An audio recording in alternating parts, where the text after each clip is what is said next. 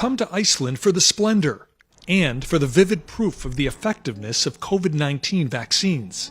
How many people have died in this country during this wave from COVID? None. Zero.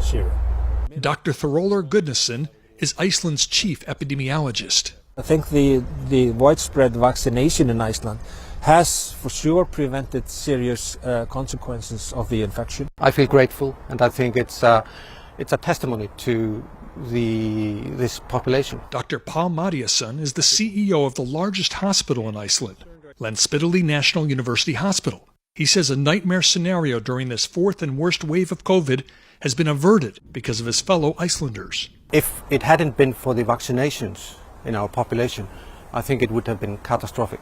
Health officials say nobody has died from COVID in the small country since May. 30 died before that, almost all before the vaccine was available. And just how vaccinated is this nation now? If you look at the age bracket 16 years and older, it's just above 90%. If you take from 12 and over, that's 84%. Superlative percentages. Finding people in the U.S. who haven't gotten the vaccine is easy. Here, not so easy.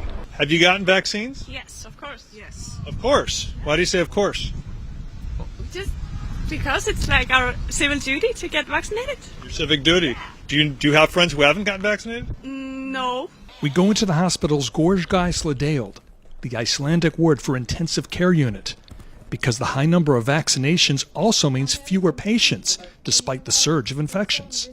Last year, before the COVID vaccines were available to the Icelandic public, there were typically between 65 and 75 COVID patients in this hospital. On this day, there are 18 COVID patients. Some are very ill. 3 of them are in the section of the ICU behind this black and yellow tape. But patient numbers do continue to drop. It was absolutely crazy last year, but it's more calm at the moment. There are fewer patients, and they get well sooner than they did in the first wave. Notably, the U.S. State Department issued its most serious COVID advisory earlier this month, stating, "Do not travel to Iceland." Iceland's COVID surge is for real, but so is the sense of optimism. I think we are sort of a proof of this principle that the vaccination is working wonders.